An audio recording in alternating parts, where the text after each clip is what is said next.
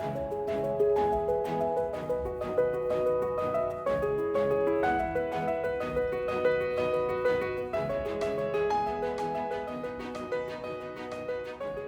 think for me, one of the things that has made Circular Twin a success, and perhaps was a challenge to begin with, is the fact we've needed this massive behavioural shift to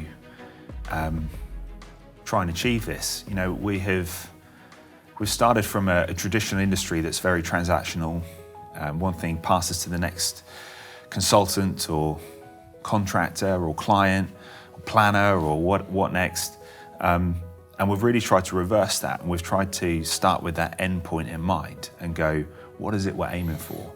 And I think we've found, I'm sure you agree, that in doing that, we've been able to challenge some of these belief systems, which is that in trying to lower the carbon of the built environment, of that built asset, it's just going to cost more. And we've proven, I think, that that's not quite the case. Yeah, so perception is everything, and that has been the perception with this for a number of years. And the traditional approach to it would be you just keep bolting in extra items and keep adding more expensive products, and every time you increase the cost, you're able to reduce the carbon output. The process here around starting with that end game in mind and trying to change the mindset and the thinking to introduce more appropriate products by using that wider supply chain, going with the manufacturers, bringing them into the process and avoiding starting a journey, going through the stages and then arriving at the end with something that is fundamentally unpalatable, too expensive, it's going to take too long, it doesn't quite hit the targets we were trying to achieve, and having to wind that process backwards. We've tried to think about this in a different way. Yeah. Start at the beginning with the end in mind.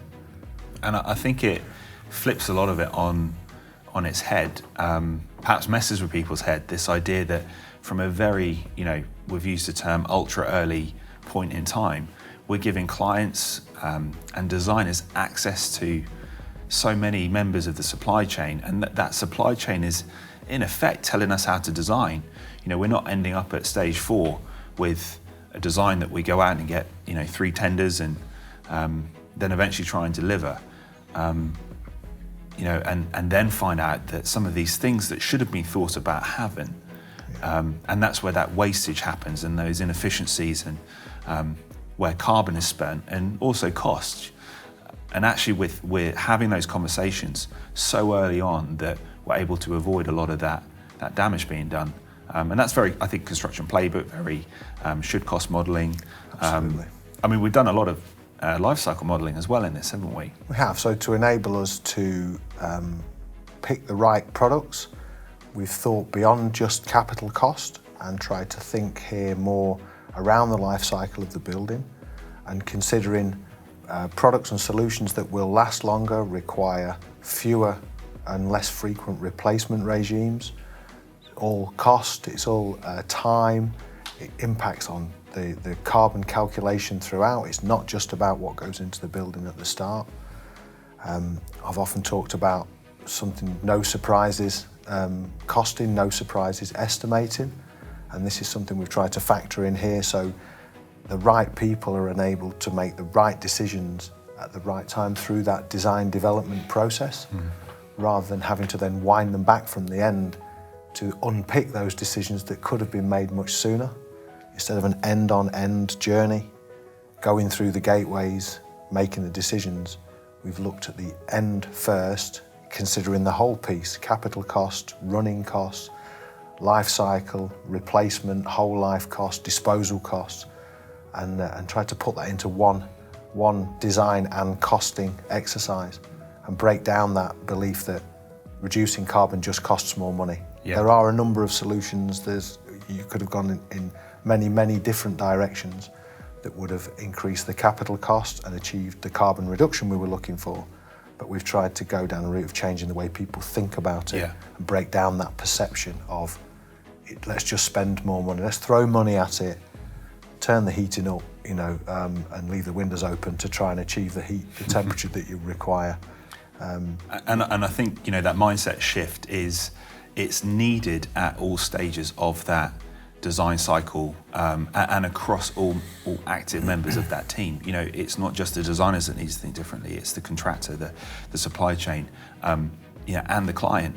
And, you know, just talking about the client for a second, it in some ways is taking a little bit of a mindset shift for them to stop just thinking about the capital expenditure, but to start thinking about the OPEX, and, you know, that revenue stream, thinking about that built asset as, you know, an item of cash flow, because across its lifetime, it's you know, going to cost money.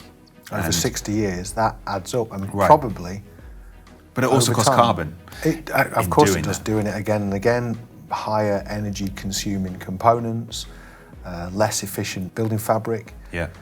It all adds up, and over 60 years can sometimes dwarf some of the capital expenditure choices. I think back a lot of this a bit like how health and safety was, and there was a period in time where the cost to deliver things in a safer fashion used to be seen as something that just costs more money. So you just add on the additional cost to do it more safely, you know, a number of years ago.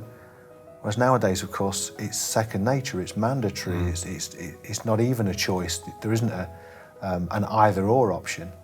And the whole carbon reduction, the whole environmental impact of how buildings are built, starting now and going forward, that's how it should be. That's where we're going to be, that it becomes second nature. And we're trying to get away from it just costs more, which is a massive reason or blocker why people would choose not to do it. So we need to move away from that and get more down to just making better choices that have a better outcome. I think for me, one of the things that makes Circular Twin quite powerful is the fact it flips that traditional process on its head. And what it does is it gets, you know, confluence of the designers, the contractor, the supply chain, the client, having conversations super early doors in that ultra early collaborative way, at a point in the process that traditionally wouldn't happen for a very long time. And in doing so, in having those conversations, we're able to drive out carbon out of that process. Effectively, we're empowering the supply chain to tell us how to design right. Yeah, I think the intent here is to start with the end in mind. Yeah. Think about the targets and what we're looking to try and achieve in the process, and then work backwards from there, bringing along the supply chain and beyond, deeper into the supply chain, the actual manufacturers of the products themselves. Bring them into the process early and enable people then to make the decisions that they need to make to embed that design philosophy with the outcome and the end game in mind, and with it prescribed and set out for us. More often that we would start a process and work through those stages, and it's not until the latter part of that journey you realise there's a need to wind back and to start to make changes to then achieve the end game, because you've arrived at the finish point, not necessarily where you want to be. Yeah, value engineering. Value engineering is typically a symptom of over-design and a need to wind back out the elements and aspects and decisions that have been made early doors that haven't been beneficiaries of the end game and fed backwards. It is almost starting at one end and working backwards. And I guess it really is needing that behavioural shift, that what we're doing is we are getting people to have these conversations and to be, you know, do it in a very flat structural sense, you know, doing it in a way that, you know, we're understanding that each party is bringing something of complete value and merit to the process, and, you know, enabling that to filter its way through to the design and the construction process, such that carbon is really at the heart of a lot of these conversations. But it needs to be said that these conversations are already being had, that, you know, we're just really introducing carbon as another discussion point. It's not a new work stream. It's another agenda item, so to speak. And I guess it really starts to challenge that age-old perception that carbon being reduced is going to cost a lot more money. Yeah, so for years and in my role, it's always been the case that to reduce the carbon, there's just going to be a cost premium to pay. It's a bolt-on, it's an optional extra. If you want this, it's going to cost more. And there are solutions and there are ways of doing this where that absolutely applies. You buy more expensive products that have a higher rating in certain areas. What we've tried to do in this process is bring that supply chain in to try and help us change the way we think about these, and can we do things slightly differently with the whole, the holistic design, and design it that way from the beginning, rather than try and bolt in these extras into a more traditional solution and adding in those lower carbon products to try and offset some of the higher carbon traditional products that we would have in a more typical design approach, a more typical solution. And I think, you know, considering that life cycle approach, that you know, I suppose tearing up the rule book in a sense, and not just pursuing that traditional route, thinking about things in a holistic manner, you know, considering those net present you know, values, those life cycle costs, that the fact that the built environment is cash flow on a balance, you know, a cash flow item. That is enabling us to make informed decisions and empower the client to make informed decisions about what products are going to end up in their building. And by changing some of those life expectancies and the sequencing of certain things, you know, we're able to, I suppose, stumble upon this realization that carbon and cost are actually friends to each other in that process. Yeah, and they work in together. So over the life of a building, over a 60-year product lifespan, not only the replacement frequency of selecting products that have a longer lifespan, and also the running costs, then the savings that can be achieved over that period are actually significant and have a major impact on the overall cost of a solution. And I can't help but feel that this dovetails so nicely with the construction playbook, and in that should cost type modelling environment, that we're able to, you know, through the spinning of the circles in our process map for Circular Twin, which dovetails so nicely again with the Reba Planner works, we're able to, you know, enhance that cost certainty, that should cost estimate of what that project's going to be. But at the same time, we're reducing carbon, you know, through every conversation that we're having. So should cost talks about collaboration. It talks very much about establishing the boundaries and establishing the principles that you are looking to work within. And this is exactly the same. It's just including carbon in that discussion and ensuring that you're achieving those end results, but making those decisions early enough and changing mindset throughout that process, rather than it being an afterthought.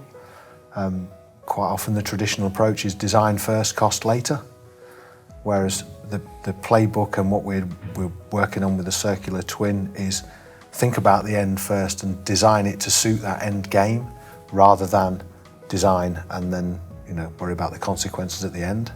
Yeah, absolutely. And, you know, Circular Twin is a process. It's not necessarily a project. We believe it's innovative in what it achieves. And, you know, when you look back at all the great innovations, you can't help but feel there's always a tipping point in their respective industries where, you know, the industry starts to listen and, you know, take stock at what their key message is. And I know one of the thoughts is certainly around electric cars, and as an electric car owner, I know you've got first-hand experience of that. Absolutely. So in less than 10 years' time, we'll likely all have shifted over to electric cars, but the perception is they cost too much. Their upfront capital cost is too high. But in time, the mindset shift will happen where people will accept the principles of spending a little more upfront brings long-term benefits, both cost, environmentally, carbon. The light bulb discussion plays its part in this as well. Potentially higher capital cost, but over the period of the lifetime of that 25,000 hour LED light bulb, the savings are apparent, they're crystal clear. It's better for the environment and it saves money too. Yeah.